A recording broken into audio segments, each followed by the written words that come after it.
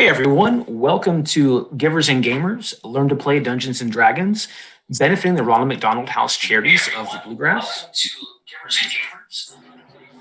Sorry, we're having a slight technical difficulty. No problem, I think we got it fixed.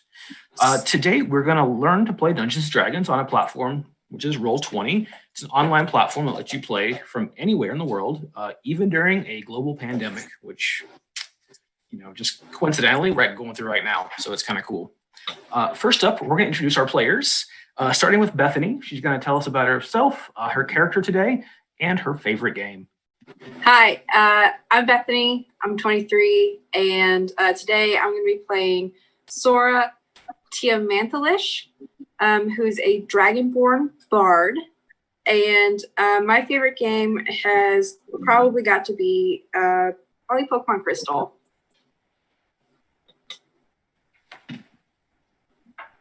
Hey, my name is Ryan. I'm 25, and my character I'm playing today is Earhart Fairharel.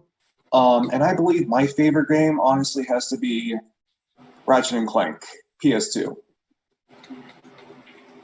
My name's Carolyn. Good choice. My name's Carolyn. I'm going to be playing Bilga Quickstep. She is a stout halfling monk. And I think I'm going to copy Bethany and say that just Pokemon games in general tend to be my favorite. Which one is my favorite switches?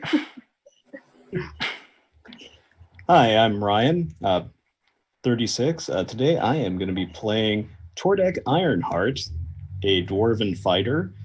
And as far as my favorite game, I'm going to have to go with Chrono Trigger for the Super Nintendo. That's a good one. Also a great one. So I'm Donald. I'm the Dungeon Master. Apparently Dungeons and Dragons is a young man's game, so that's good to learn. My favorite game really varies. Right now I'm going to go with Stardew Valley because it's just so relaxing, and sometimes that's needed. So Dungeons and Dragons is a cooperative storytelling game. It's not me against the players, not the players against me. We're all actually on the same team, just trying to tell a great story. The very basic rules. The Dungeon Master, or DM, that's me, I'm going to present them with situations, and we're going to see how they want to resolve it. It's an open world game. Any choice they want to make is completely feasible using the rules. Sometimes the rules get really complicated, and sometimes I'm going to make up rules as we go. So if you notice that I'm not doing something for the book, please call it out in the chat. Let us know, and I'll probably ignore it, and that's okay. So I'll tell them what dice to roll. We'll have the dice will show up on the screen for us. Audience won't see it, but our players will call it out and let us know. And as the story progresses, we'll kind of have a little adventure. So using Roll20, which is the system we're using today, makes it very accessible. Anywhere in the world, most of the math, which is super hard, is done for us, and all the information is right at our fingertips. So if something isn't clear in the audience, please just ask a question. We'll be happy to answer that for you. And like all good adventures, we're going to start this one in a seedy tavern just after sunset. Players, you guys ready? Yeah. Yep. I'm ready. Awesome. So you guys find yourselves in this little town of Oakhurst. It probably has about 900 people, depending on the day and if it's farming season or not. It had a dragon attack decades and decades ago, and it's just never fully recovered. The landscape still has places that's charred and just never grew back properly. Some of the locals claim to have witnessed the attack. Typically, that's after they've had a couple of pints of the house specialty at the tavern you guys are in currently. And this just so happens to be one of those nights. Rurik, a stout dwarven smith with ruddy skin and a thick beard the color of coal, is rolling his eyes at Garen, a male human who looks to be in his 60s, could be younger, maybe he's had a rough life, you never know. Has thinning gray hair and a prominent hawk's nose at the end of his face. But he has the eyes of a scholar. It looks like he's definitely seen life. He's full of wonder, but those eyes are a little glazed over, if you know what I'm saying. Garen speaks to Rurik, and you overhear, and I can prove it, too. There was a priest, finest dagger you've ever seen. Rurik the dwarf ignores him, puts a couple of coins down on the bar, walks away, gives our party of adventurers a look, says, "You don't be listening to that one. Full of crazy tales he is." and he makes his way out the door. Garen mostly staggers over your way, says, "There's a dagger worth a king's ransom, just there for the taking. Now, you guys want to make some money?" I'm always up to make some money. Can you go for some money? Yeah. Excellent. I don't need it. I do.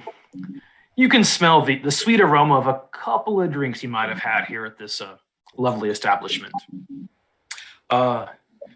Just down the road, not more than a couple hours walk, there's a ravine, and you'll see posts with rope tied to them. You make your way down to the bottom of that ravine. There's a huge sunken fortress, back from when this dragon attacked. Inside there is a fine dagger, just there for the taking, in a tomb from some dragon priest that was worshiping. Who knows? It doesn't matter, but it's there. And if you get it, you can have it, and you'll prove that I'm right. That's what I care about. Mansplaining things to adventurers.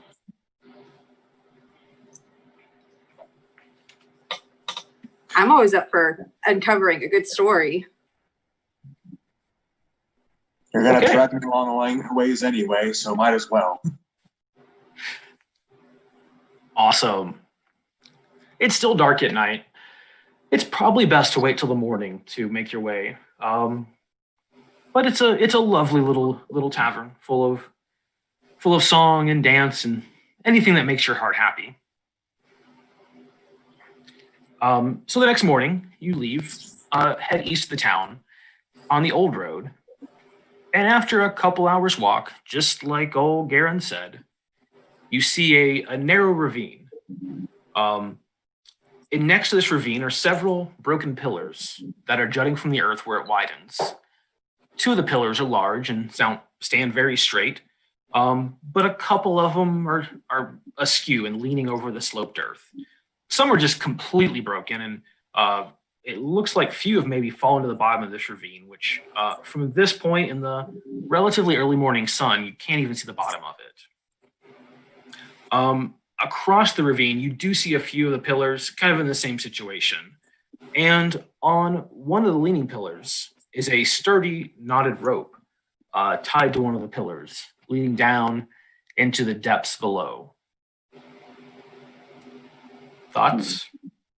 How far does this ravine go down?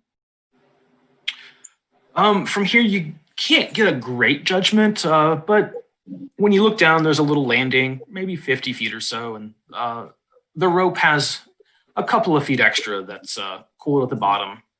Or it looks like, even being a clumsy or unathletic person, you can probably make it down that rope without any problems. Now, getting up, it's a whole other story, but...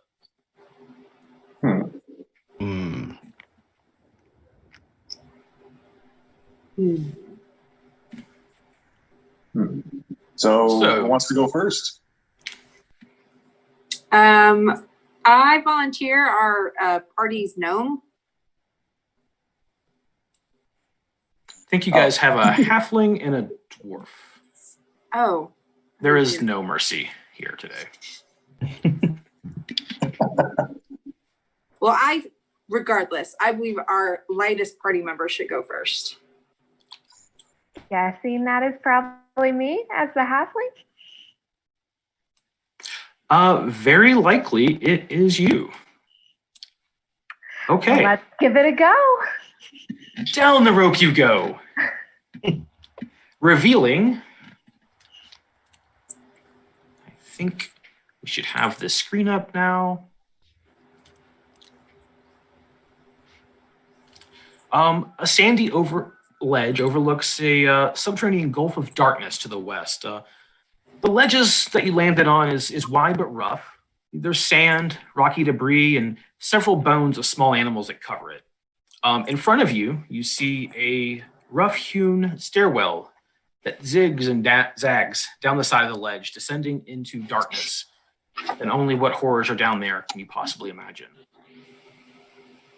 But as for now, you are safe and there. Okay. It seems okay down here. There's some stairs going down. So if you all want to come down. If she says so.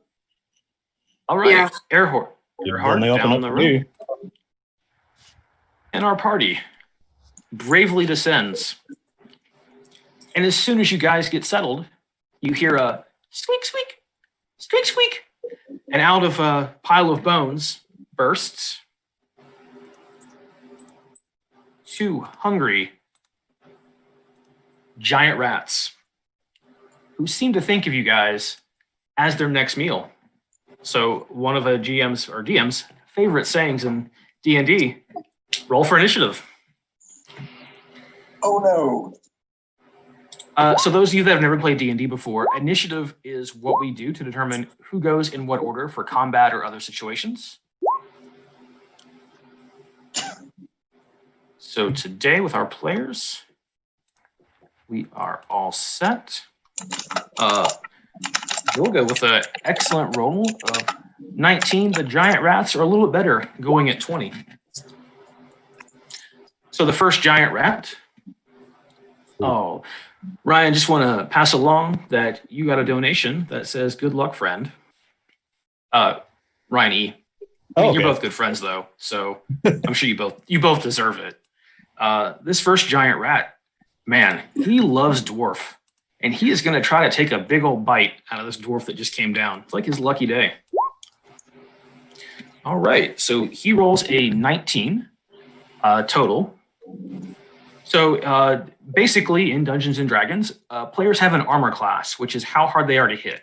It's a combination of how tough their armor is, metal or leather or something along those lines, and how hard they are to dodge. So a character like Tordek, who is wearing metal armor, basically just stands there and counts on a giant rat not being able to penetrate his armor. Where a character like Bilga is going to rely on diving and dodging and ducking out of the way. But that 19 does hit Tordek for 5 piercing damage. Ouch. Right? The second giant rat has never actually tasted Dragonborn before and really wants to know what that tastes like. Rolls a 17 against your armor class. Dang it. Right? And that is also for 5 piercing damage. So our players all have hit points assigned to them, and if their hit points reach 0, they become unconscious, with potentially being removed from the combat forever and ever. But there's only 2 giant rats. They get 1 attack each, and that is the end of their turn. So next up are our brave heroes. Bilga, what would you like to do? So I want to attack. They've hit my friends. I'm not here for that. And I want to attack them with my staff. So we'll need you to move up first, just to Okay. get within the 5 feet range. Okay. So you can click and just drag your icon into that open square. Perfect. Look at that. All right. So let's go ahead and attack this giant rat.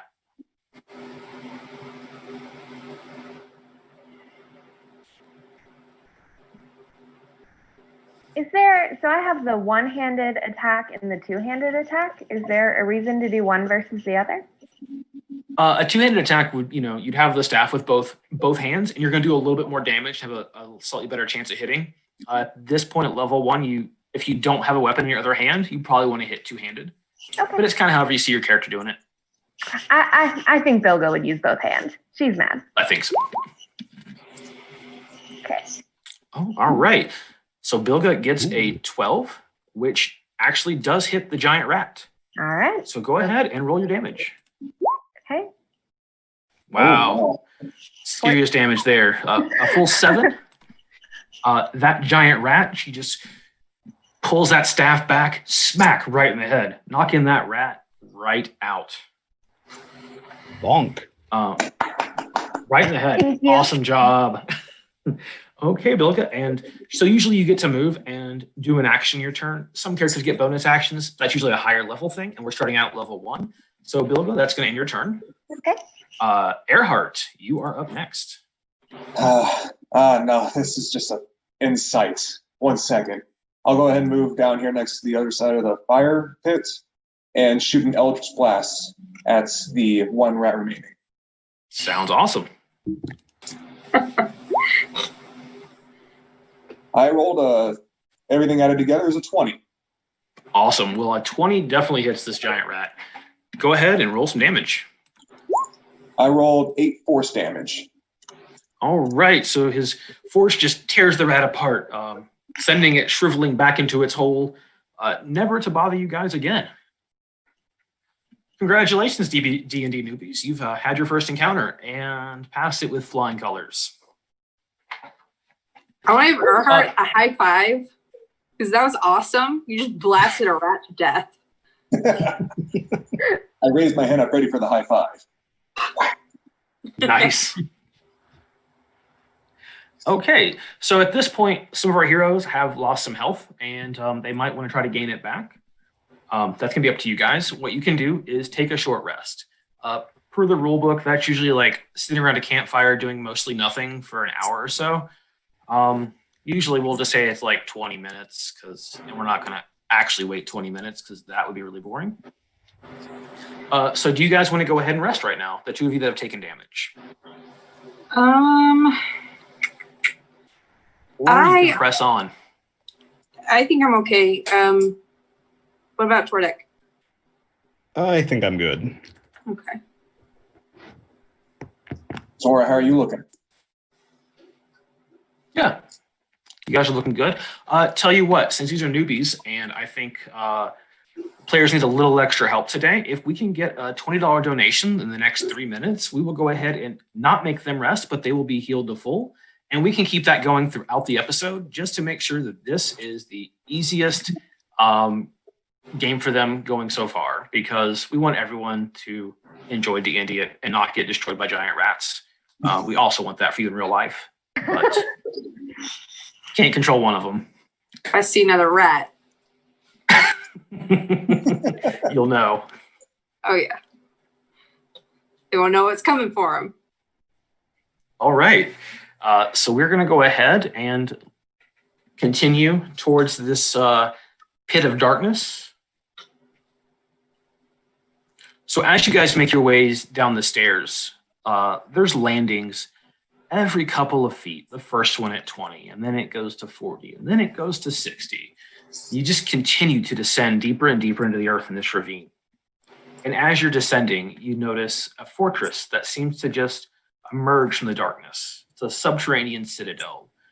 Super impressive. One of the most beautiful things you've ever seen. And you begin to wonder, how did it sink into the earth like this? Or was it built here? It seems like it's been forgotten for just an untold amount of time. The lightless windows are cracked. There's beautiful details carved into the stonework of dragons and knights. The towers are leaning and just doesn't look like it's been repaired in quite a while. But what really strikes you is the quiet. You can hear a cold breeze coming from below, and it brings up a scent of dust and just the faintest hint of rot from coming in this fortress. Okay, and we're gonna switch maps here and have you guys enter this sunless citadel. It's gonna take just a second. One of the disadvantages of Roll20 is sometimes there are huge maps and the players don't necessarily go to the right spot automatically. But one of the things we can do as a DM is kind of control that. Okay, can the four of you all see on the map currently? No. Yep. Okay. I can cannot. see black. No problem. Just give me 1 second. So part of it is it's super dark down here. Because we're at the bottom of a deep, deep crevice. So we're gonna have someone light a torch. Can you see your own tokens currently? Yes. No. Gotcha. No. No matter how many times we prepare for it, I do have a candle. always seems to do that. Well, I think through the generosity of all of our donors so far that have gotten us so close to the goal already for this wonderful event, somebody's going to have a torch. No problem at all there. So let us give some torches out, and we should light this room right up. Bilga, can you now see a little better? Yes, I can. That is so much better. The amazing aspects of fire and what it does. Thank you all. Sight vision. Okay. Earhart, are you still going blind? No, I can see now. Awesome. I think our good dwarf could see the whole time. That I can. Let's go ahead and toss an extra torch on Sora, just because I feel like Dragonborns really love fire too. Because, not necessarily. Technically, I'm a copper dragon, which is not fire related. Well, that is a good point, but honestly, I can't give you a stick of acid. You'll make it I guess work. I could. But. I will take a stick of acid. Take a smoldering stick that is dissolving right in your hand. Perfect. All right. So you guys come to some narrow stairs into a small courtyard. I still can't see. Oh, thank you. Gave you a torch and everything.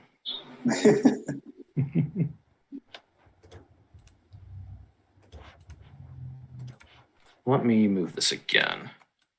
Oh, there it is. I'm no longer blind. There it is. Yay. So sometimes on a large map as a dungeon master, you don't know where your players have kind of wandered off to or where they started. So luckily with Roll20, we can ping. So you'll see me pinging the screen, kind of showing them a point of interest. And I can also change where they're looking on the screen. Again, in case sometimes they wander off as players want to do. But everyone's there. Everything should be good. And we're going to move on into this the citadel. So the narrow stairs empty into a small courtyard, which were apparently the top of a crenellated battlement, which is some big words. The citadel has sunk so far into the earth, the battlement is now level with the surrounding floor. The floor stretches away to the north and the south, composed of layers of treacherous, crumbled masonry, which reaches to an unknown depth. The west looms the surviving structure of what must be the Sunless Citadel, because that's what the map says. A tower stands on the west side of the courtyard, which to you guys would be here. And luckily, there is a door leading right into it.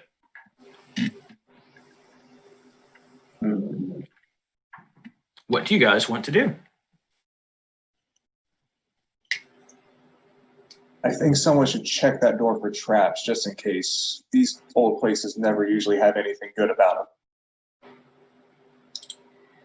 I agree. I recommend anyone else investigate that though, because I don't think I have the greatest investigation skill. Oh, let me look. Investigation. Mine's not the greatest, but I can still roll and take a look. Yeah, by all means. Okay, so I rolled a 9. Or 9 total. It's a nice door.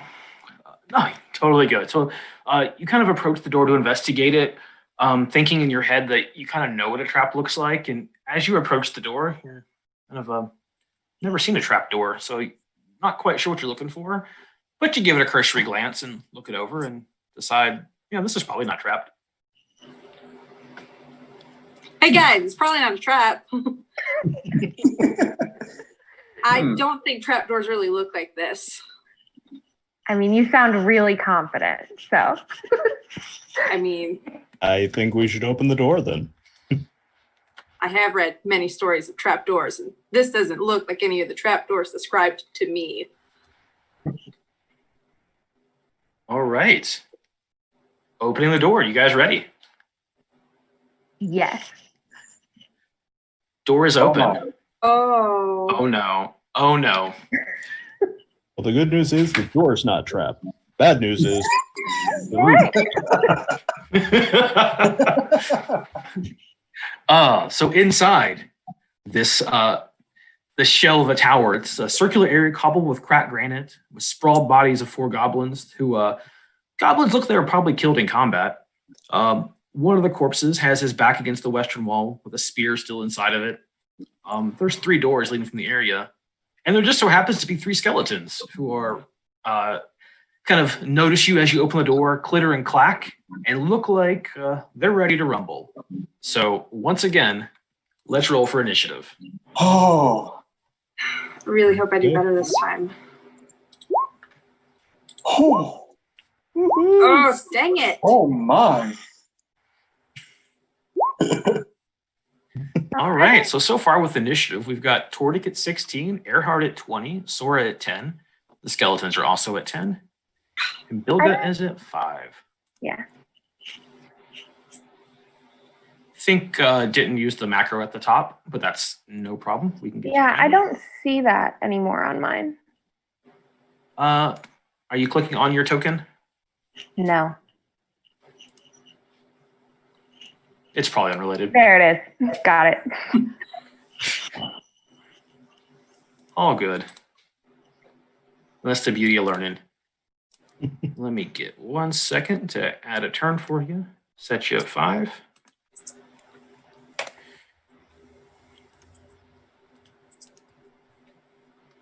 All right, so we got an initiative rolled, and we are ready to fight some skeletons once again. Well, not again. I guess it's the first time for skeletons. But, Earhart, you are up first. What you want to do? I have never seen a skeleton before in my life actually walk around, so I'm going to cast Mage Hand right next to the door and shut it closed real fast. All right. Give me 1 second to get the door back.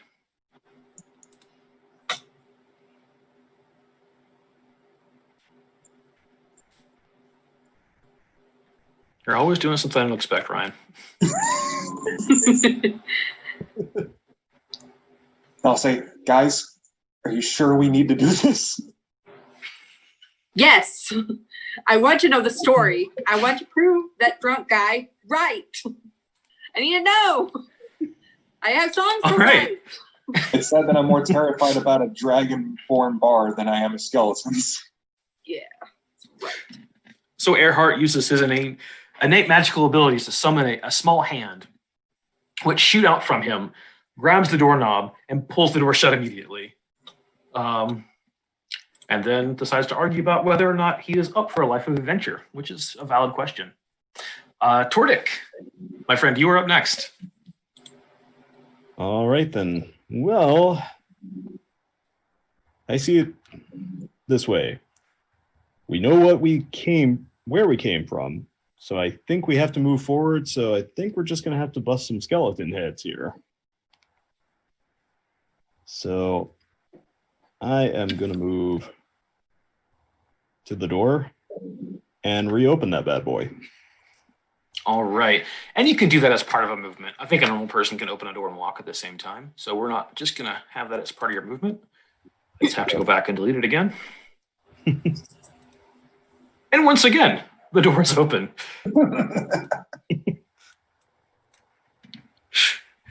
So you moved what, about 10 feet so far?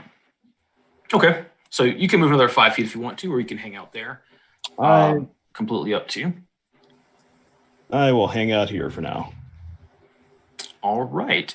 Do you have a range attack you want to use, like a crossbow or anything else? Let me check the old character sheet here. Well, hey, I do have a crossbow. Man, that's a coincidence. Almost like you knew or something. Weird. So I'll take that out. 19. Nice. All right. So your crossbow bolt makes solid contact, whichever skeleton you want to hit, and go ahead and roll damage for me. Okay. That's 8 piercing. Oh, nice. We're going to go with the one in front there, if that works for you. That sounds good to me. So you feel like it's a super solid hit, but just the nature of skeletons, because there's a lack of flesh, and really not a place for a bolt like that to make solid contact. It more or less bounces off the skeleton bones. It definitely still hurts it, but it basically doesn't seem to affect as much as you thought. So for viewers that haven't ever played D&D or watched before, so a skeleton is resistant to a certain type of damage. And that's usually how we would say you only did half damage. So it really just took 4. And sometimes whatever weapon you use against an enemy actually makes the difference. But Tordek, anything else you want to do? Nope. That it. I'm good here. All right. Well, that skeleton that you hit with a bolt still isn't happy about it by any means. And he is going to wander on up to you. And he's going to hit you with his short sword. But he's still a little stunned and wasn't realizing that he was going to be barged in on today and then have the door shut, like a weird game of Ding Dong Ditch or something, and is just distracted and completely misses you. The 2 skeletons behind him are maybe a little more composed and draw out short bows, and they see you as the real threat here, and both are going to try to shoot you with a short bow. Ooh. Oh. So the first one gets a 21, which just makes it past your armor for 3 piercing damage. Ooh. And the second one apparently doesn't know how to use a bow properly and just shoots the wall next to you. Not even sure what he's aiming for, but he's trying, guys. He's really trying. So good for him. Otherwise, that ends the skeleton's turns. And audience, as you guys can probably see, Tordik is hurting a little bit. So these guys might need a little help. Maybe a blessing from our wonderful viewers to get him a little health back. Let's see if we can get that going for him. All right. Sora, you are up next. Okay, so I am I able to just push Tordik out of the way? He's blocking the door, right? So he is completely blocking the door. So you can be next to him. You can be in this square or this square and still hit that initial skeleton.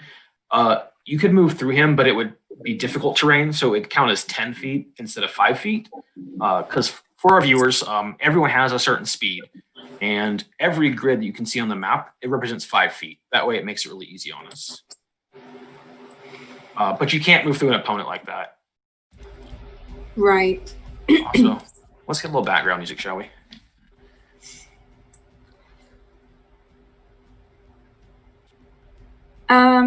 Okay. In that case, I think I believe I would just like to use Vicious Mockery on the skeleton then. Okay. So that attack is insulting him so much, you're literally doing psychic damage to him and damaging his poor, fragile psyche. What do you want to say? I want to say, you're disgusting. How long have you been down here? I'm not putting you in my story. You're gross. All right, go ahead and roll to attack. Okay. Actually, it's he has to succeed on a wisdom saving throw, or else he takes the damage. Thank you. All right, so we're going to do a saving throw with him on wisdom. He somehow gets a 0, which means he rolled a 1, and then his abilities give him a -1, so he gets a big fat 0. Go ahead and roll damage. Okay. Oh. So you see pain in his eyes because you really hurt his feelings. And it's also, you hurt him so bad, you physically hurt him from it. He takes the 1 damage.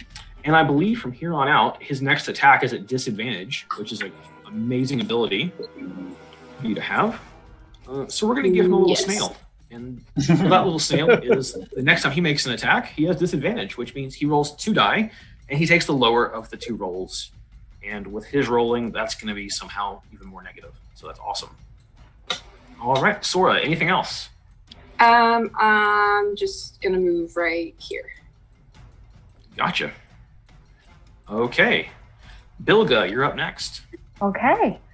I'm feeling a little hesitant with this big guy, but I feel like Sora's intimidation of him made it a little easier. So so I'm just gonna go like right here next to Tordic and kind of like, I'm pretty small, so I'm gonna like hide behind him and just kind of stash him with my staff through the corner.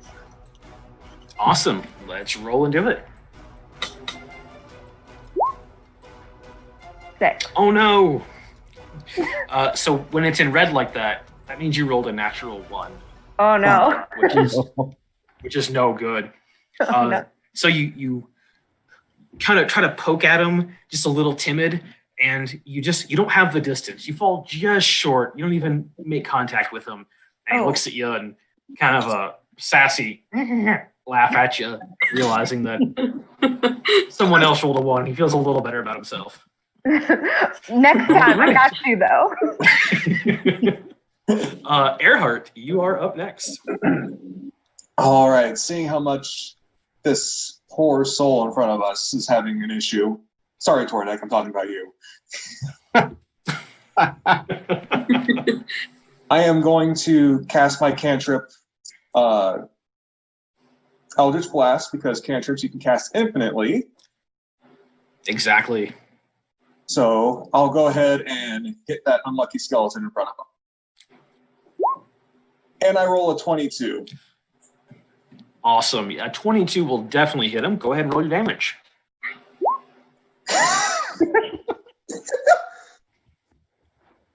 That was you and me were in the same boat. All right.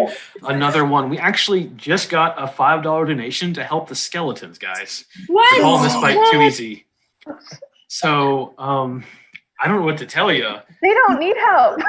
No. At this you point, see how help. we're rolling.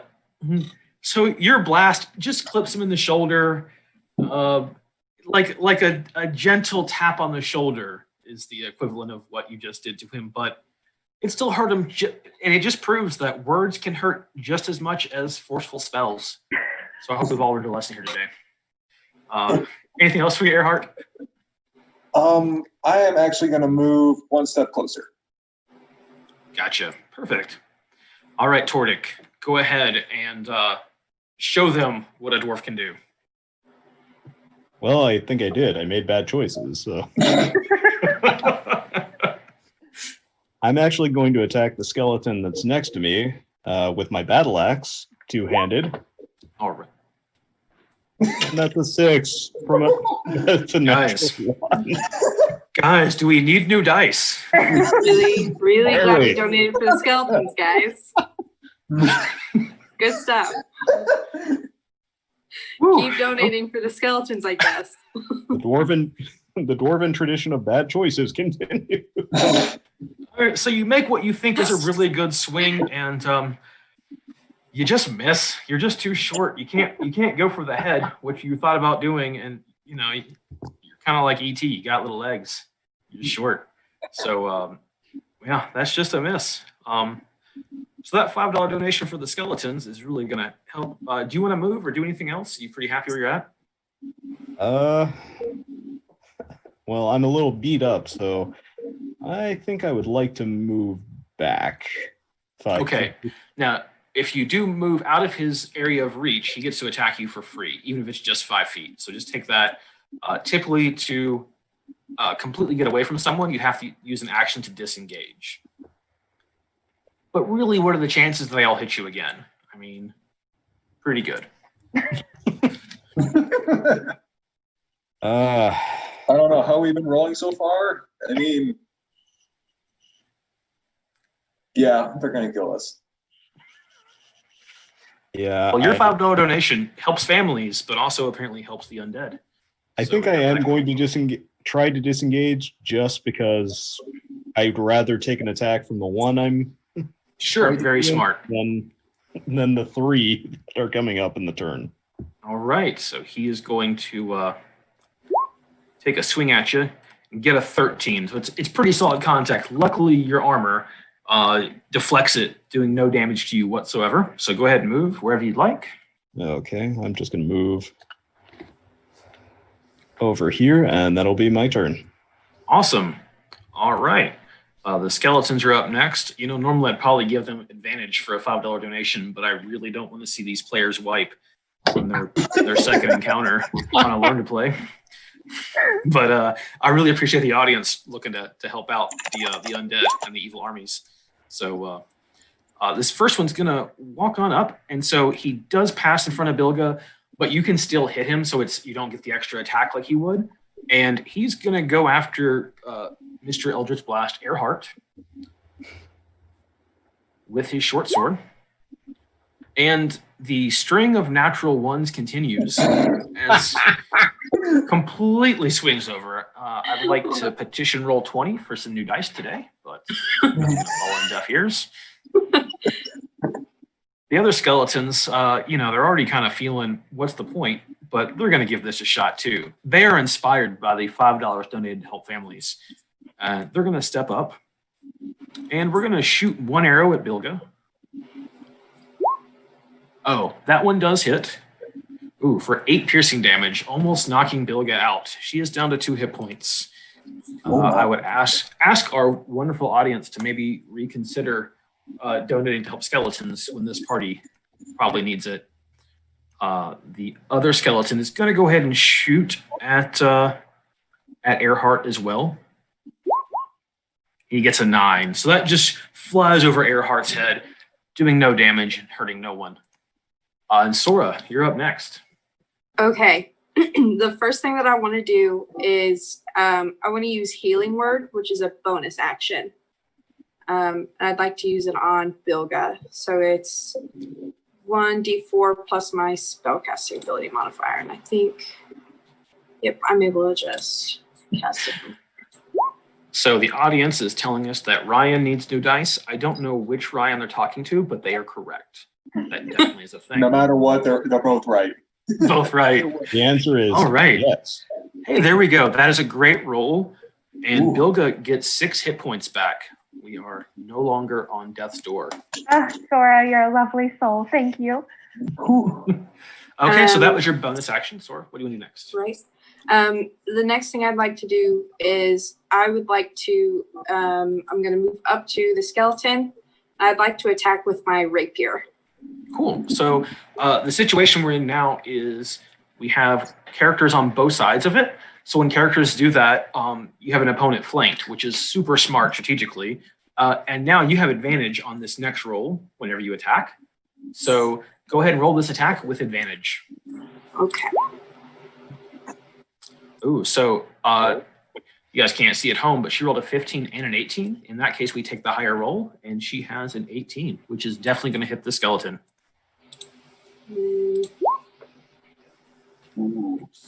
7. Again, you feel like you make solid contact, but the end of your rapier being piercing just kind of goes off bone. I'd like to rattle his rib cage. Oh, little xylophone action? Yes, exactly. Yeah. The xylophone. There we go. Oh, all right. And we got another $5 donation for Ryan H this time. I can specify. Saying good luck. So Ryan, that good luck is going to give you inspiration on your next roll. So you will roll your next roll with advantage. All right, Bilga, you're up next. Hey, I'm feeling a little better after Sora's help, so I'm going to try and use the staff on this guy in the middle of all of us. Awesome. Got it. 18. 18 definitely hits. Go ahead and roll your damage.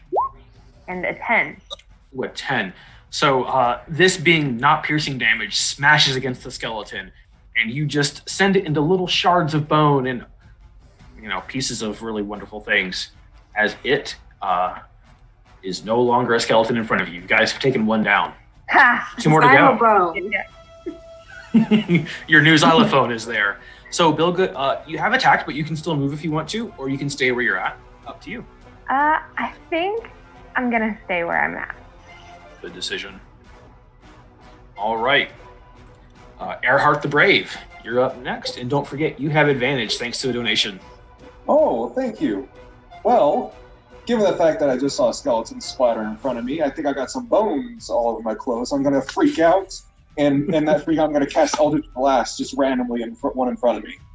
Awesome. Go ahead and roll with advantage. All right. That is a 20.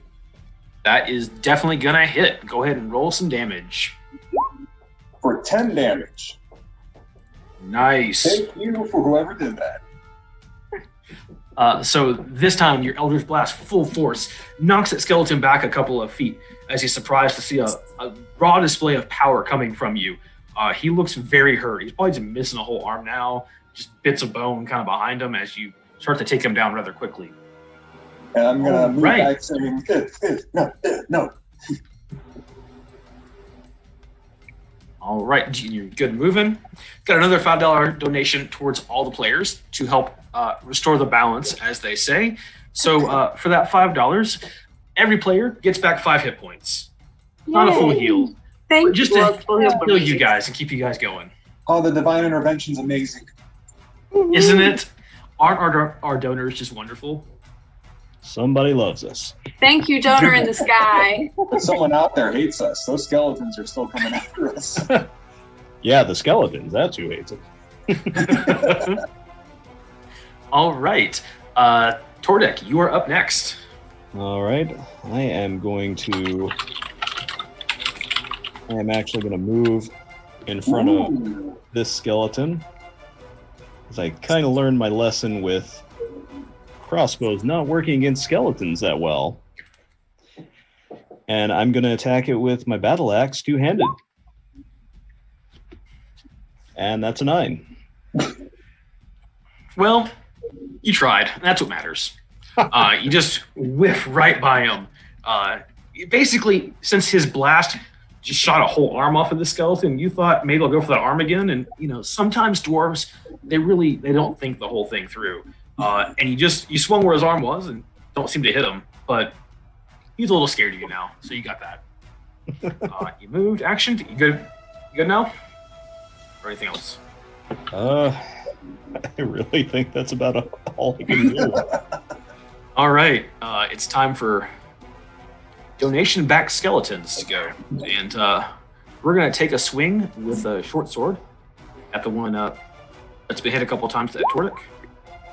14 is what he rolls. This one just clings right off your armor. Again, you're a tough little dwarf.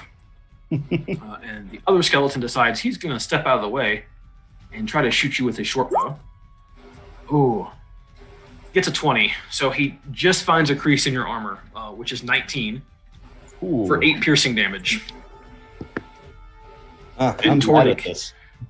Tordic is getting a little low on health there. But he's still up and he's still strong.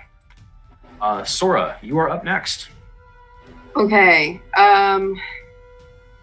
So I'm gonna move in and off to the side here. I'm gonna use Healing Word again as a bonus action. Here we go.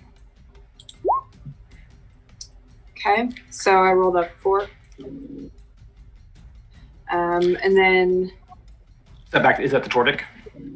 Yes, that's the Tordic.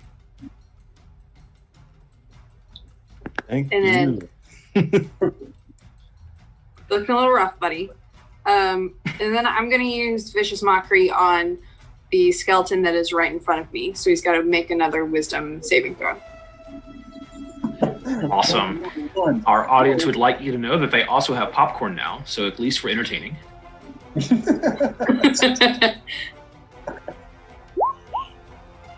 gets a 13 on his saving throw. That's the spell save DC that he had to make was 13. Okay, so he ties it. This time, your words don't seem to cut quite as deep and does not hurt him. All right, and then Bilga, you are up next. Hey. All right, we got another $20 donation to Ryan H again. So Ryan, $20, we're going to give you advantage twice. So you have 2 advantage rolls coming up. Someone really likes you. Thank you very much. This is a great cause. This is a great cause here. Okay. I guess I'm gonna move into the room a little bit. So so I just moved 2. So then you said if I move, can I move diagonal? You can move diagonal. It costs the same, so it's still 5 feet. Okay. So yeah, that would be, you're gonna move to the spot from the skeleton. Yep, so that's just 10 feet. Okay. So then I'm gonna attack this guy with my staff. You hitting the one that's already been hurt, or the one that's, so this one's been hurt, and this one has not. I'll hit the one that's been hurt. Good decision. So I got a 19. That hits. Go ahead and roll your damage. Okay. 9. Ooh, 9 damage. Another skeleton falls to your amazing prowess, as again, his bones shatter and fling throughout the room. All right. Look at you guys tearing through this now. Okay, Earhart, you are up next. All right. I guess I feel pretty lonely at this point. I'll go ahead and move forward. 20. And I instantly freak out to set up another zombie, thinking my friends have killed them all, and I'll shoot another Eldritch Blast out of reaction. And guys, keep those donations coming. We have just now hit $3,900. We are only $1,100 away from our goal. Thank you all so much for donating. This is an amazing cause. Hey. Woohoo! All right, so this is an advantage, right? Because of the lucky backer? In fact, it is, yes. So I rolled a 13. Yeah, 13 hits that skeleton. Oh, So thank your donors for that one. thank you. 7 damage. 7 damage. Not quite as great as your first hit, but definitely you see him start to fall apart and crumble. He's still standing and ready to fight, but he's definitely hurt. All right, Tordik, you are up next. All right, I'm going to move up 5 feet here. And I'm going to attack the one remaining skeleton two-handed battle axe style again. All right. And that's a 9. Okay, lucky donors, you see what you guys can do. The tide you turn in battle. Let's go ahead and get some donations. Our audience is cheering you guys on. But we're going to have that 9 there. And Tordik, man, just needs new dice, buddy. We're going to go with the skeletons next. For only $5, you too can help dwarves stop whipping their hits. That's all it takes. And the money goes to an amazing cause you guys have seen on Jackbox. And we're going to talk about them a little bit more. But for now, it's skeleton turn. So, boo. Nobody wants to see that. The lone skeleton. just mindless. He is going to not pick on Tordik anymore, but man, that bard keeps healing him. And he's going to take a swing at the bard. Ooh. I want to see him try. It gets a 14. Just gets past your armor. Ooh. For 7 damage. Okay, he has tried, and he's done it. And succeeded.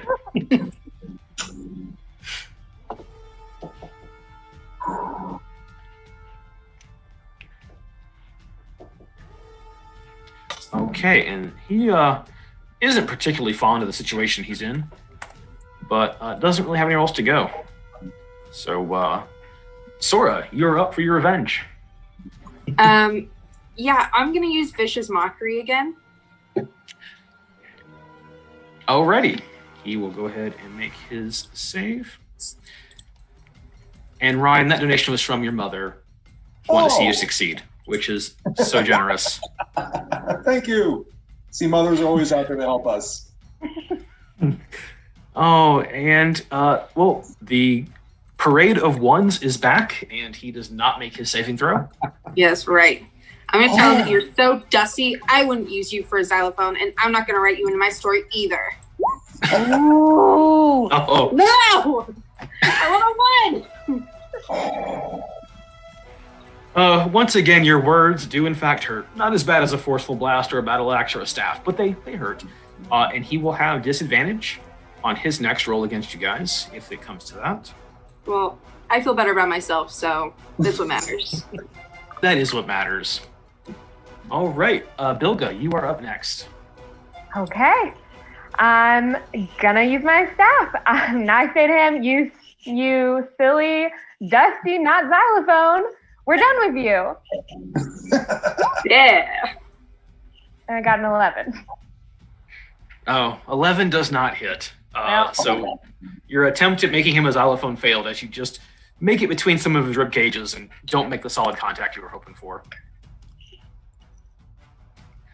Okay, but next up is Earhart with advantage thanks to his mother, which is so generous. Feeling the love. So you're up next. I shall continue blasting out Eldritch Blasts until the kingdom come. So, here we go. That is a 22. Nice. That hits. Let's roll some damage. 5 damage. 5 force damage as once again the skeleton explodes into shards of bone and dust and lack of xylophones. And you guys have defeated those skeletons. Can I kick the pile of dust he left behind? Because I'm really mad that he hit me that hard. Absolutely. Now your shoe is slightly dusty. Oh. Okay. Well, good job. You guys did amazing. I keep wiping the undead remains, and I'm like, goodness, you guys look horrible. I mean, So I just got stabbed. Man, we should get that looked at. So the room you're in now has a total of 3 doors. The one you opened and then shut and then opened again. So pretty good idea what's behind that one. You also have a door that's slightly to the north here and a door that kind of leads to the southwest.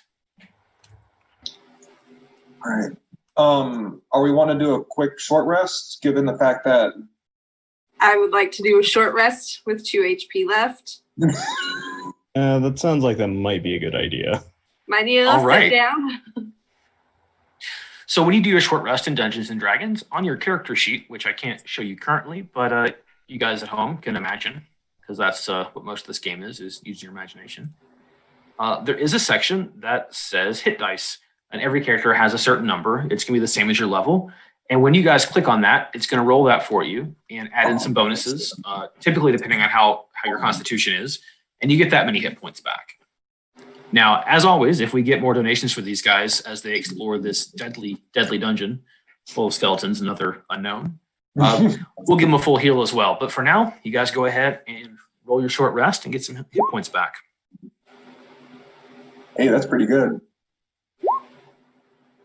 That's really good. Ooh, a 9. Nice.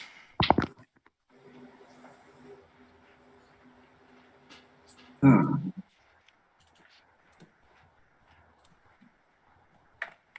I have I anything? rolled a 3. 3 more hit points for you. Yep. At basically half health. It's better than no health. That is true. Don't worry. That is true. It's basically safe from here on out. I mean, it being described as a deadly dungeon full of traps and terrors is probably an exaggeration. So, but in case people are concerned, they can definitely donate. Please donate. I'm low on health. Never lie. We know the gods are watching above us, also known as people watching this. Okay, so you guys have the 2 doors ahead of you. Which way do you want to go? Can I listen on the northern door, considering our unluck last time? Yeah, of course. Go ahead and give me a perception check. Are you listening for anything in particular? I guess I'm kind of hearing for any clattering at this point, considering we've been fighting skeletons. Excellent idea. Go ahead and roll perception. Oh, I'm great at this. That is a 13 with 13. You don't hear the clatter of skeletons that you would expect to hear in that kind of situation. If they're waiting for you on the other side of the door, it's kind of eerily silent. Nothing comes from that direction. That's the sound that skeletons would make. I think we shouldn't go through this one, guys. You know, when I was a young dragonborn, just a wee child, my mother always told me, when in a dark dungeon, always go south.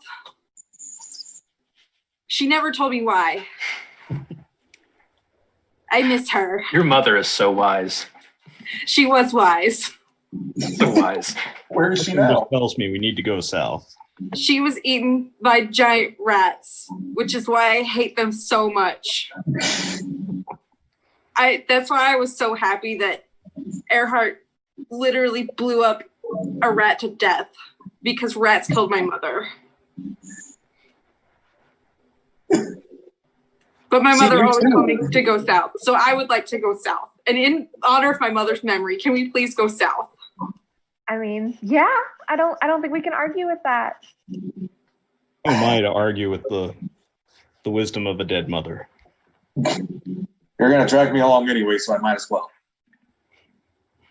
And as we all know, and we've seen through our nations, moms are always right. Go moms. Go moms. All right, so are we all right. Going to the south? All right. I will take your silence as an agreement. Okay, who wants to open the door to the south? I'll open it up. Brave Sir Tordic. Our dwarf making dwarf decisions. Really overrated. Hey. So inside this room is about a 20-foot wide hall. Like the rest of the building, it's in just poor repair. The far end has completely collapsed, filling the southern section with rubble. However, the wall going to the west is in much better shape, still holding itself up. It has a stone door with a rearing dragon carved in relief on it. So there it goes. The door also has a single keyhole, which is located inside the dragon's mouth. Oh. Now I just find that distasteful.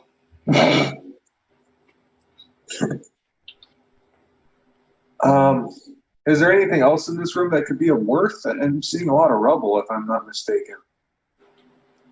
Yeah, almost exclusively rubble. That whole southern section's collapsed. But go ahead and roll an investigation for me there, Earhart. I rolled a 13. Nice. So just looking at the care and the obvious time put into making this door, you have a strong suspicion that something of great value might be behind it. So while this room itself appears to be mostly useless, the door itself looks interesting. I'll go ahead and relay that to the rest of the group.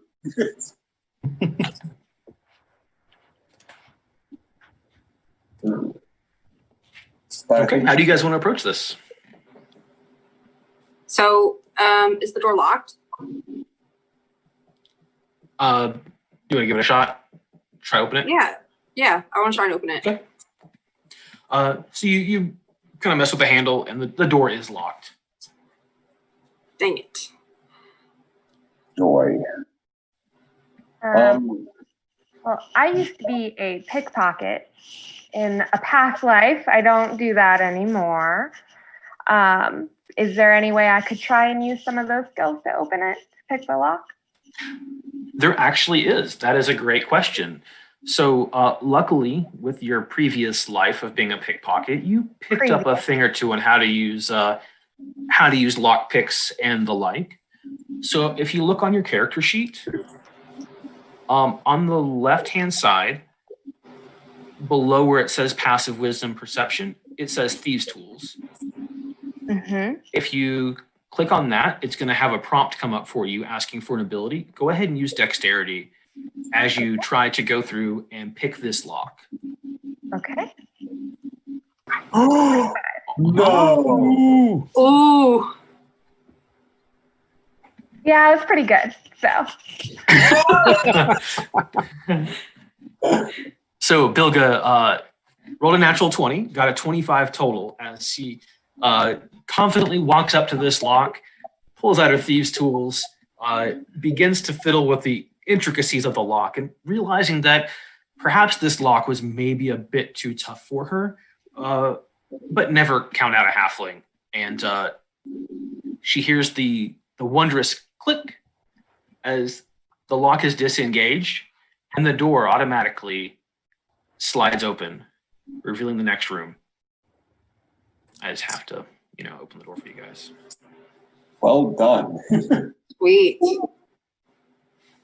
Amazing. You guys, like a team. All right, I guess we should start going in. Yes. So as the door opens, you hear a hissing noise and a puff of dust coming from around the corner.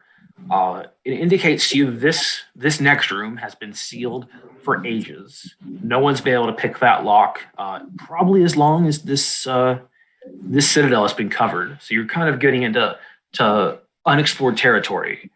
The dust, which has been undisturbed for countless years, covers every surface of this large room, and the air is just stale and has that stench to it of,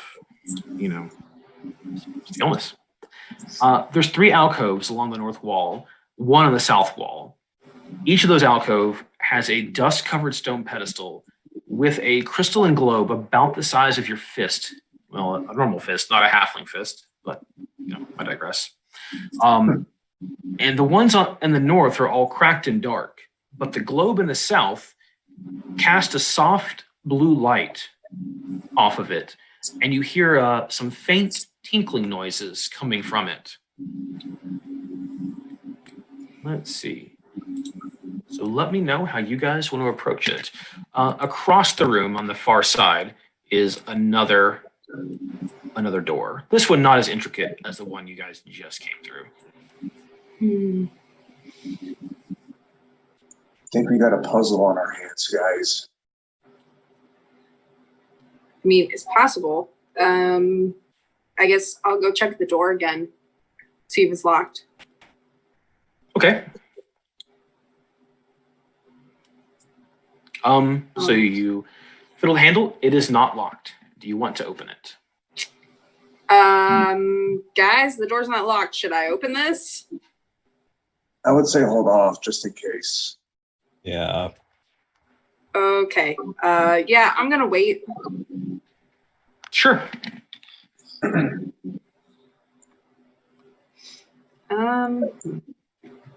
Is anyone good with magic to understand what this thing down here is?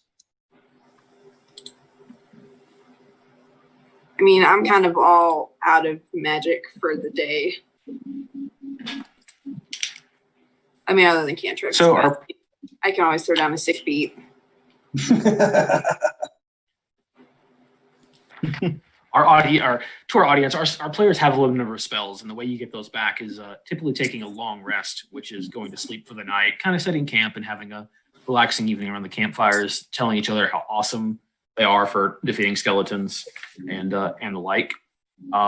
So if we can get some more donations for them, we will give them a long rest without actually resting, get them some spells back, get them some health back. I mean, look at these faces. These are players who deserve it, and the cause is even better. Our audience, if you guys have ideas on what they should do in this room, shout it out. Let us know in the chat, and we can pass that along to the players and try to help them out with the current situation. Let's see. The orb that is on the south side, like, are we able to pick up the orbs? No one has approached it within 5 feet yet. It's about the size of your fist, and it's crystal, so very likely you can lift it, but no one's tried yet. Well, I won't hesitate. Okay, walk up, pick it up. Bad boy up. Cool. So as you get within 5 feet of it, this haunting, brooding, forlorn music fills the room. You're not sure where it's coming from. Think like a Bach organ, whatever he calls those, just somehow fills you with this complete dread. So I need all 4 of you guys to give me a wisdom saving throw. A what saving throw? Wisdom? Wisdom. Okay. Just Well, a curiosity, does this have any effect on it? It does. You will have advantage, and you should thank your mother. word So to your wisdom? Why did it have to be wisdom? So I've rolled a 10. I rolled an 8. All right. And Earhart with his 8. The dice are back, fighting with a vengeance. So Bilga, you don't get what the big fuss is about, but you notice that all 3 of your companions get just this look of complete fear in their eyes. I found the music quite comforting, to be honest. But the other 3 of you just feel like you need to leave. The only thing that matters in life right now is getting out of this place and away from whatever is causing this music. Gotta get out of here. No, I don't feel good in here, guys. I don't want to pick up the orb anymore. I don't know. It's I don't like this. What do you mean it's nice? I'm a scholar in music. I play music. I know what nice music is. This is not nice music. No, you just don't get it. You don't get it. Okay. I have recently had out my thieves' tools, and I'm feeling a little bit of that past in me. And so I think I'm feeling like going up and grabbing it. Okay. Go ahead. We'll just move you on up there. So you have no problem picking it up and holding it in your hand. It still glows and the music is still playing. And that look of fear and complete, almost shock is in the eyes of your 3 companions as you hold it. All right, and you guys got a $20 donation. So we're going to give you all of your spells back, all of your health back, because of our incredibly generous donors. Thank you. Thank you for replenishing my cantrips. Okay. So Bilga, you have this crystalline orb in your hand, still glowing, still playing this music. How do you want to handle it? I guess, can I try and investigate it in some way? Of course. So it's kind of magic. So you're going to use Arcana Okay. to kind of investigate what it might be. And with that donation, I'm also going to go ahead and give you guys advantage on all of your next rolls. So this one just remains a mystery to you, even with your spells. So the Arcana skill is to determine what magic is and what's magic and what's mundane. So having that ability is usually very helpful, and that's what you'd use to kind of look at a magic item and maybe figure out what's happening. But at this point, you're not really sure anything about it. You're pretty confident it's magic, though. I'm pretty confident this is magic, guys. Yeah, I don't care. I don't like it. I don't like it here. First the skeletons and now this, I can barely handle it. I mean, at this point, I'm going to start walking towards the door. All right, Earhart starts to leave as it just becomes overwhelming for him as the music continues to permeate from the orb, just filling the entire room. Okay. And Earhart, as you make it out into the next room, the music is still there. Or something. Even though I really like this music, I see how it's starting to distress my friends, so I'm gonna try and hit it with my quarterstaff. Okay. Like set it on the ground and kind of golf swing it? Yeah, I'm gonna Or the- golf swing it right into the wall. All right, let's do it. Go ahead and roll an attack with your quarterstaff. And apparently the audience is calling me a bribable DM. And to be honest, for this charity, I absolutely am. I firmly believe in it. It's an amazing staff on an amazing mission, and I couldn't be happier to be part of this. All right, Bilgo, how was your attack roll? I got a 24. And Nice. then a 6. All right, so you're looking like Tiger Woods in his prime. Quarterstaff goes back and smash. Not only do you make solid contact with the crystal, you put a little crack in it thin, it shoots across the room into a wall, almost exploding again into crystalline dust as the music slowly fades away and the glow from the crystal is completely gone. Ugh. Who dare challenge our heart? God, that was rough. Okay, so I feel much better. I almost don't want to look at the other orbs. Let me tell you, we looked at the one and that was scary. So who is to say that the rest of them are not going to make me feel like that?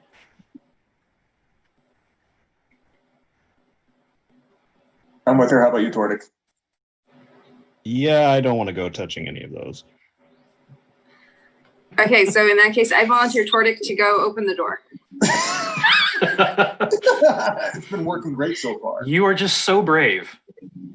And Thank Tordik, you. It's a carrying on his sacrifice. tradition of making questionable choices, will open the door. Excellent. Guys, give me 1 second to get that door open for you guys. Nope, that's the wrong layer.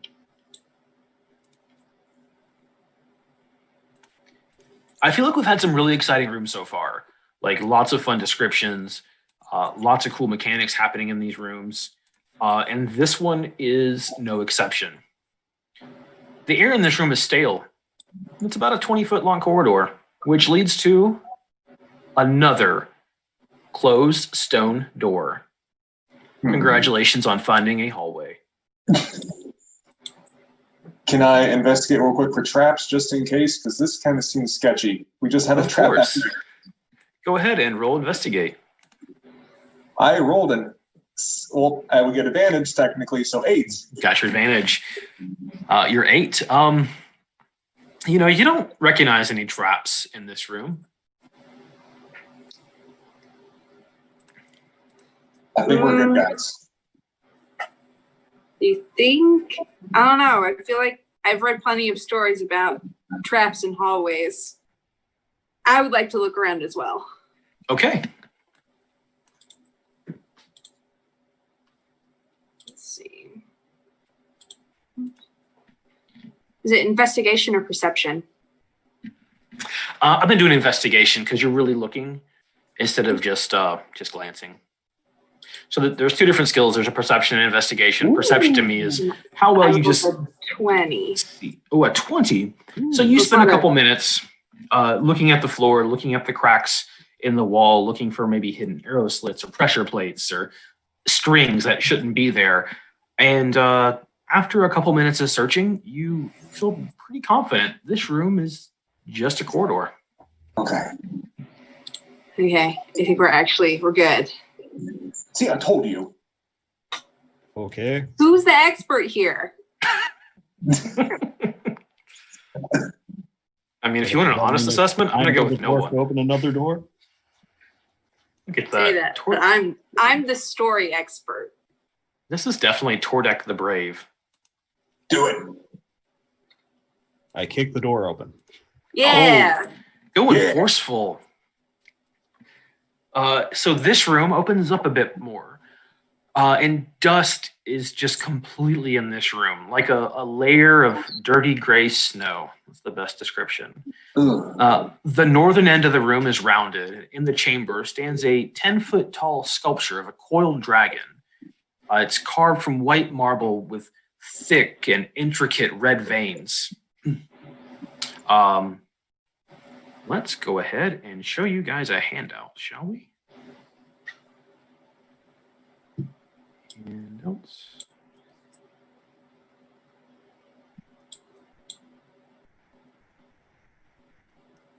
Show you guys this beautiful statue. Does that show up for you? Yes. Yes.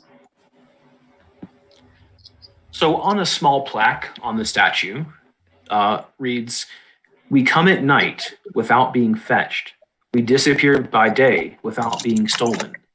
What are we?" It's a riddle. So audience, if you guys have a thought on this riddle, please let us know in the chat, and we may or may not pass it along to players. Okay, an audience member says dreams. They're wrong, but they say dreams. Trying to figure this out. How does this apply to opening doors?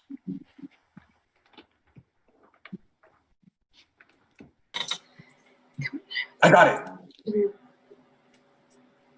Stars. And That as might the be word it. as the word stars escapes your lips, another panel slides open, revealing just can't quite get this little. The suspense is killing me. I know, it's killing me too. There we go. Filled with Antissa. Ooh. So whereas once a solid wall reveals an opening into yet another room. All right. I'll just go ahead and enter. We've had good luck so far. And audience, you guys were completely right. It is in fact stars, as Ryan has shown us. So once again, the theme of this part of the dungeon is dust. Dust cloaks the contents of this 20-foot wide hall. There are 6 alcoves lining the walls, 3 to the north, 3 to the south. Each alcove, except the one in the southwest, holds a humanoid figure carved of, again, that red-veined white marble that you just saw in the dragon statue. The figures resemble tall elves wearing plate armor. A stone archway at the west end opens into a wide room, and from that room comes a greenish light glowing, almost beckoning you towards this area. Before the archway itself, and that's what this section here is, there is a dark pit Well then. leading to who knows where. Am I getting any bad feelings about these statues? Go ahead and roll insight. So insight is another skill that players have, and it's kind of your gut feeling. You use it to tell if someone's lying or just how a situation kind of looks to you, if it looks unnatural or upset. Earhart, what'd you roll there, buddy? I rolled a 0. But luckily, due to generous donations, you still have advantage. I rolled So a natural 20. Natural 20. He's not the most wise character, so he only gets a 19. It's a -1. Part of the math we talked about earlier. So even with that 19, you don't get a feeling of dread about the statues. You feel like the statues themselves are okay. Okay, I think we're good here, but we still got to deal with the pit.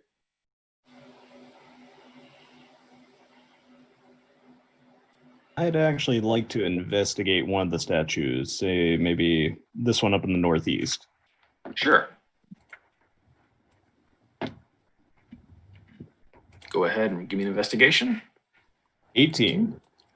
So it's finely carved. It's all elvish bodies wearing an intricate plate armor using the same marble that the previous dragon statue.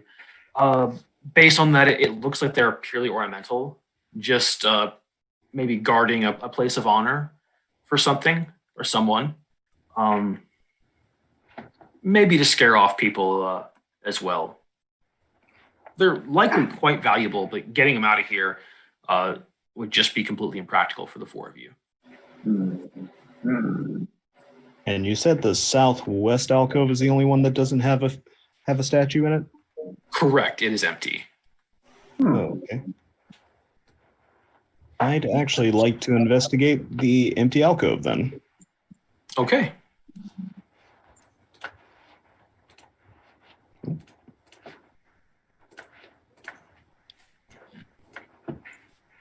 And that one's a 6. All right. So with your 6, nothing seems like maybe they didn't get the statue finished in time, or you can't think of a reasonable explanation of why this one would be empty. But it is.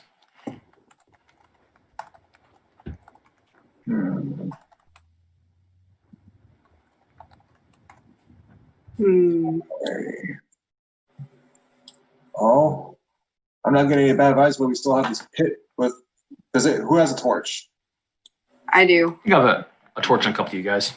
Yeah. Can we see? So as you approach it, you can.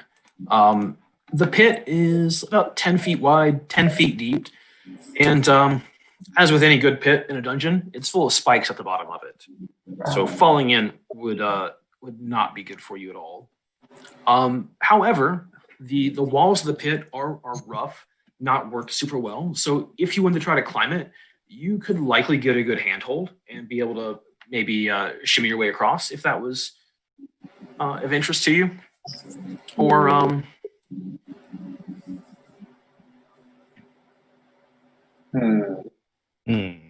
gonna cast Eldritch Blast to hit the spikes so they kind of go away. Okay. So you cast it. Go ahead and roll for me, just to make sure that the dice do not fight against you as they've been doing all night. That's a 16. And you get about a 5-foot section that the spikes bend and break out of the way, and seems like maybe if you climb down, you could very likely, if you're careful and slow, you could avoid them. That's one way. Hmm. And again, you're never sure if it's going to close on you. I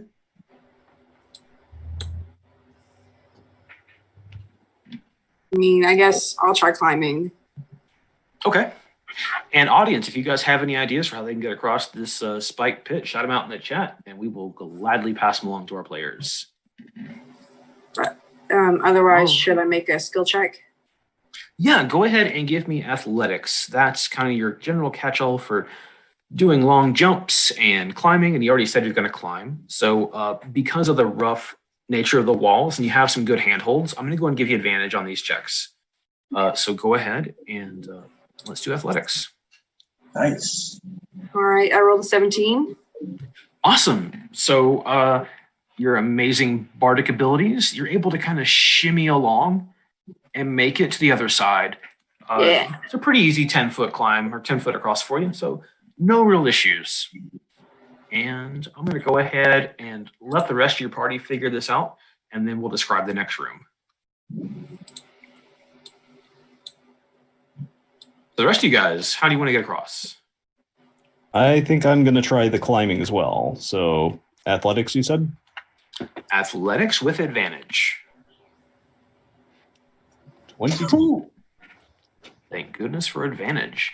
Yeah. And again, even with your heavy armor, you're able to get a good solid grip, and with your stout dwarven frame, able to make it across this deadly pit of spikes, leaving 2 of our players with ways to get across.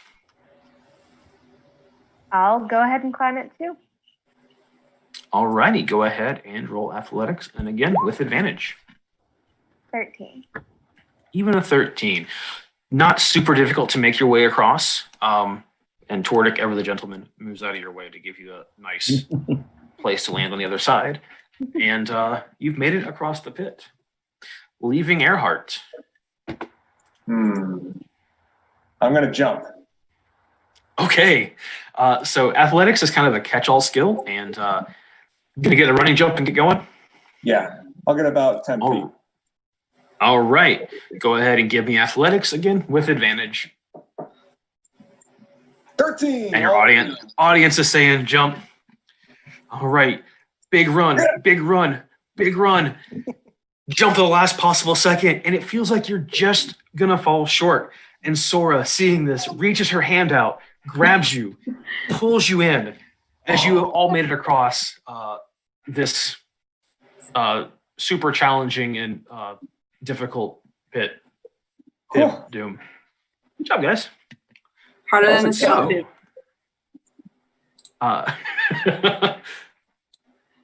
You guys have made it into this room, and the marble here is different. It's a violet marble, very rare, very expensive, and it covers the floor and the walls, though some of it now at this point is cracked and broken, revealing just the same rough-hewn stone that you might see throughout your typical dungeon beneath.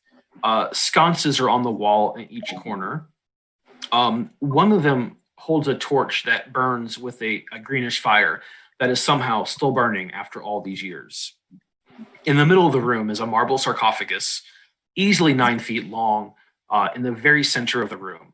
The coffin itself is just carved with dragon imagery, with the head of the sarcophagus resembling a dragon's head.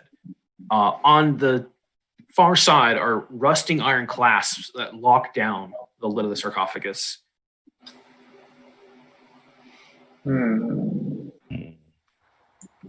You know what they say, treasure's always locked.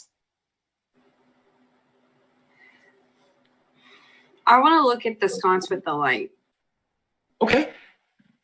I guess I One want to side's do in this corner here. Oh, okay. So I guess I just want to like determine the magic behind it. Sure. Go ahead and make an Arcana check again, like we did before. Okay. So again, that's just to determine like what the magic of it is. I got a 10.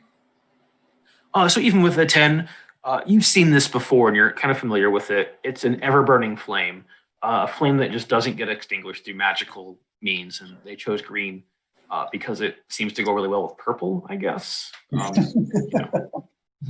Sometimes the fashion and design choices in dungeons are questionable.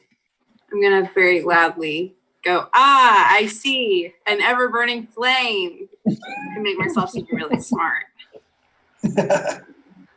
Oh.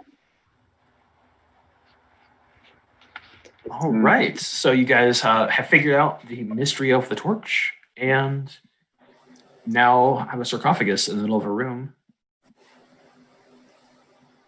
How would you like to handle it? Do we see any physical locks? There are some latches on it. 2 of them have completely rusted to the point where they're useless, and the other 2 are kind of rusted, but they're still hanging on and still keeping the lid on tightly. Who wants to hit something? Ooh, me. You see these 2 little latches here? They're still kind of good. Mind whapping them? What else do I have a battle axe for? Go ahead and make an attack roll there. Ooh. 24. Oh, nice. You apparently inanimate objects are your greatest enemy, and you reach back and one clean chop just completely severs that latch from the sarcophagus, leaving one on there. How do you want to handle the next one? Well, I think this calls for more of the same, so another 24. Man, these latches don't stand a chance against you. As once again, clean severed, and you begin to hear the lid itself seemingly pushing up to this noise. Inside, oh no, guys. Oh no. Inside the coffin is a troll, dressed in rotted finery. Its jewelry and rings adorned with tiny silver dragons still sparkling. And the creature's body is shrunken and elongated and flesh rubbery and putrid green. Its hair is black, long and thick, ropey. Its beady black eyes flash open and snarls at you. The smell is somewhere between a swamp and a sewage line that's been opened in the middle of the city. But this troll is definitely not here to play nice. So we haven't done this in a little while, but let's roll initiative. Earhart did it. Let's see. Oh. I rolled an 11. 16. 20. That is definitely where am I? 20. You guys had some of the best rolls you had all night with this initiative. And yet this I've troll not rolls a rolled. 21. Well, I had the So- best rolls I've rolled all day against locks. Let's be honest about that. You can at least I say think a it's- couple of us on this chat have some issues with locks sometimes. Let's you know that. Oh no, acid beam that I didn't mean to shoot. Cool. All right. So this troll pops out, makes eye contact with Tordik, and uses its sharp claws to attempt to hurt him. So here comes its first claw attack. Ooh, gets a 23 for 9 slashing damage. And this is definitely going to be the toughest fight for our adventurers today. So any help you guys want to give through donations would be super helpful, as Tordik was pretty hurt by that single attack from the troll. Ah, Oh yeah. But Earhart, you are up next. Oh, and I start running towards the light because I'm like that. And I'll go ahead and cast another Eldritch Blast. Sounds good. And I roll a 7. Definitely some 7s there. The force makes solid contact with him, but the troll, being so large and just immovable at this point, still kind of concealed by the coffin, doesn't seem to be affected by it in the least at all. Darn. All right. Bilga, you're up next. I'm going to go up and hit it with my staff.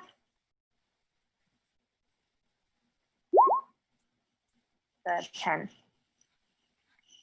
And this one, you hit it, and it's just like hitting a tree trunk. It's just totally solid, and maybe the flesh gives a little bit, but there's no sign of it hurting whatsoever. All right. And Tordik, you're up next. all right. I am going to attack it with my battle axe, two-handed. 13. 13 does not quite hit, man. If somebody would give you all advantage, though, based on these rolls, you'd have some solid hits happening right now. Not that we know anybody that would do that, but it's always out there. Okay. Tordik, you want to move, or are you happy where you're at? I'm gonna stay put, but I do have a bonus action I wanna use, All right. which is second wind. Ooh. Smart. So it says, on my turn, I can use a bonus action to regain hit points equal to 1d10 plus my fighter level. All right. Go ahead and roll that one.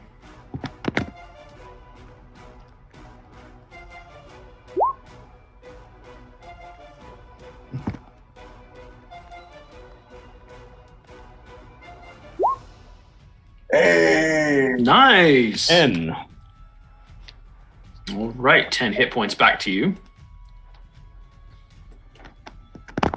And that's gonna finish out my turn. All right. Sora, you're up next. All right, I'm gonna pull up my rapier and I'm gonna try and stab the troll. All righty.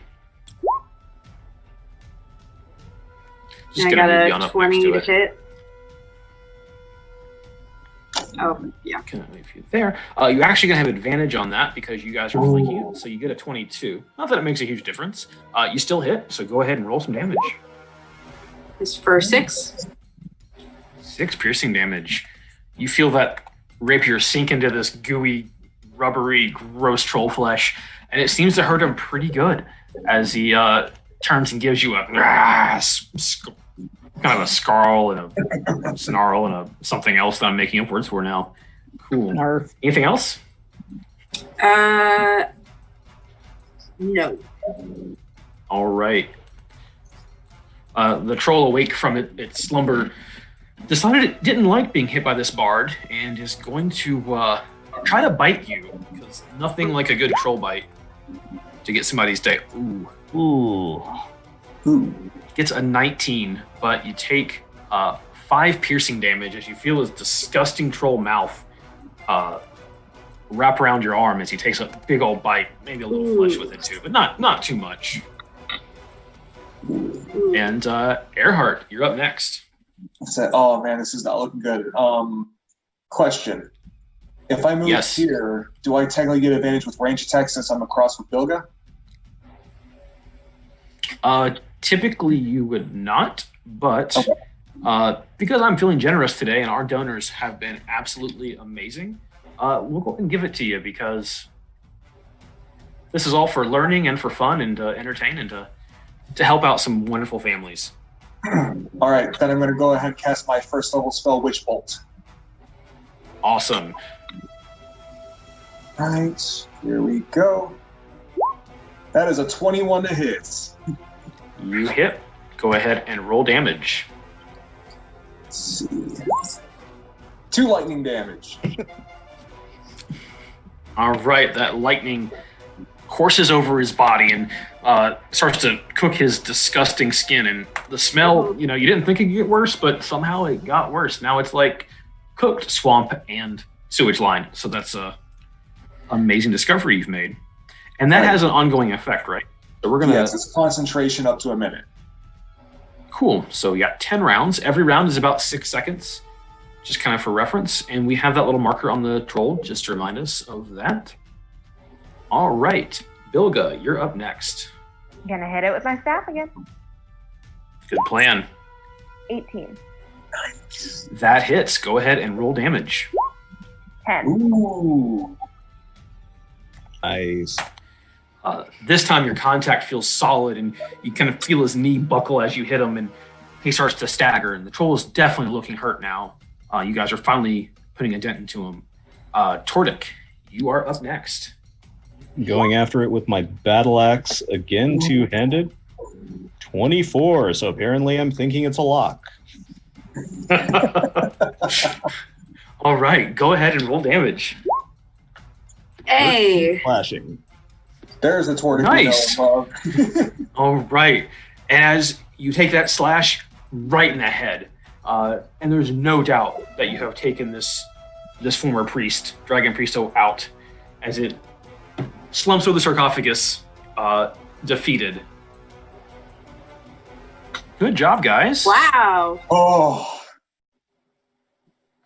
Tordik just went downhill and then straight back up running.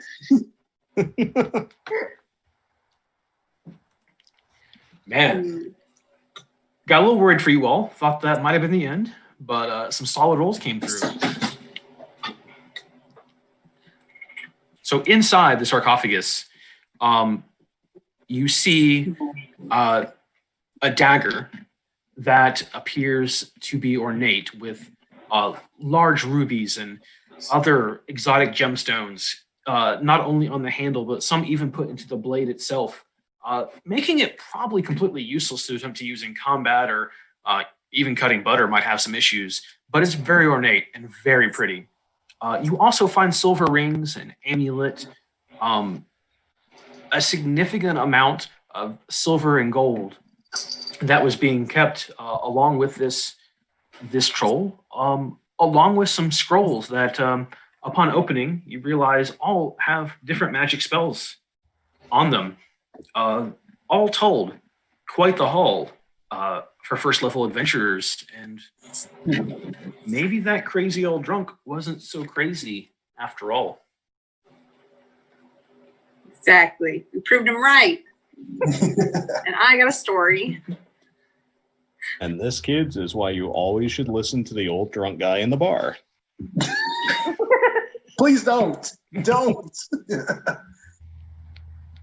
Don't listen to him. Well, guys, I think that's a great place to wrap up this adventure, as you have proven the gentleman in the town correct and have made it through part of this citadel. Of course, I want to thank you guys so much for participating and being such great players and learning to play D&D along with our audience. Do you guys have anything to say about the adventure? Do you guys have fun? Yeah. Yes. Mm-hmm. Awesome. Well, once again, thank you guys so much. Thank the audience for watching, participating, shouting us out in the chat. The donations were such a huge help. And of course, love to thank the staff of the Ronald McDonald House for having me on today. I'll be back in just a little bit with another game. We're going to go with the Arena of Generosity. kind of show you guys what higher level Dungeons and Dragons looks like. And we will be going back here shortly. So once again, thank everyone and thank you guys so much. Bye. Bye. Bye.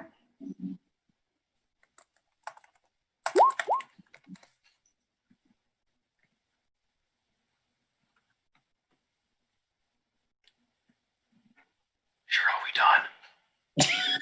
done?